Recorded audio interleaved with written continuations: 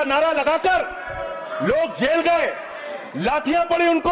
RSS के 4 लोगों का नाम बताओ जो वंदे मातरम नारा लगा के जेल गए, उनका नाम बताओ आप।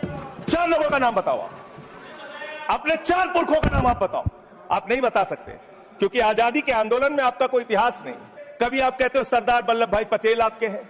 अरे भैया, सरदार वल्लभ भाई पटेल ने आरएसएस के ऊपर बैन लगाया था, यह रिकॉर्डेड हिस्ट्री है। और जब 18 महीने जेल में रखा गया आरएसएस के लोगों को राष्ट्रपिता महात्मा गांधी की हत्या के अपराध में, जब उनको छोड़ा गया, बैन हटाया गया, तो उसमें शर्त लगाई कि आप राष्ट्रीय ध्वज को मानेंगे, यानी कि आप तिरंगे झंडे को भी नहीं मानते थे। आपने 52 साल तक हिंदुस्तान का तिरंगा झंडा आरएसएस के मुख्यालय पे नहीं फहराया सर, नहीं फहराया।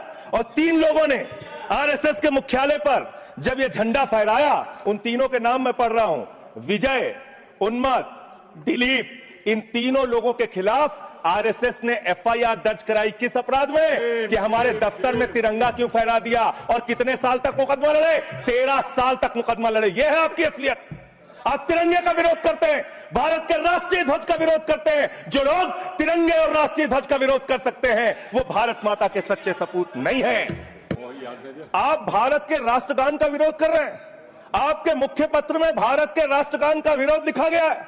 इसके लिए भारत के प्रधानमंत्री को और पूरी की पूरी भारतीय जनता पार्टी को, जो अपने आप को आरएसएस को अपना आदर्श मानती है, पूरे देश से माफी मांगनी चाहिए। आपने तिरंगे का विरोध किया, राष्ट्रगान का विरोद किया, वंदे मातरम आपने लगाया नहीं कभी। कोई आपका व्यक्ति देश की आजादी के आंदोलन में जेल नहीं गया। कभी आपने कोई देश के लिए, हमारे यहां अवधि में कहावत है, नाखून कटाए के शहीद ना बना भैया। तू तो नाखूनों नहीं कटाया भैया, बिना नाखून कटाए शहीद बना चाहता है। जिन्ना के साथ आपके कितने गहरे और मधुर संबंध थे, क्या इस देश के लोगों को पता है? नहीं पता, मैं बताता हूं। श्यामा प्रसाद मुखर्जी जी फजलुल हक की गवर्नमेंट में फाइनेंस मिनिस्टर थे, और फाइनेंस मिनिस्टर रहते हुए उन्होंने अंग्रेज गवर्नर को चिट्ठी लिखी थी। यह चिट्ठी लिखी है। आपने भारत छोड़ो आंदोलन के खिलाफ आपके नेता, जनसंघ के पहले राष्ट्रीय अध्यक्ष और तत्कालीन गवर्नमेंट में जो वित्त मंत्री थे, उन्होंने चिट्ठी लिखी अंग्रेज गवर्नर को और कहा कि भारत छोड़ो आंदोलन, जो हिंदुस्तान के क्रांतिकारियों का आंदोलन था, जो देश की आजादी का आंदोलन था, वो आंदोलन कुचल देना चाहिए, खत्म कर देना चाहिए। यह है रिकॉर्डेड हिस्ट्री आपकी। जिन्ना और आपके रिश्ते क्या थे? कितने मधुर रिश्ते थे। एक राज्य में सरकार नहीं बनाई मान्यवर इन्होंने, नॉर्थ वेस्ट फ्रंटियर, सिंध प्रांत, और फजलुल हक की गवर्नमेंट। फजलुल हक वो शख्स है जो पाकिस्तान बनने के बाद वहां की सरकार का गृह मंत्री बना। आपके रिश्ते उन लोगों के साथ थे, यह देश को पता होना चाहिए।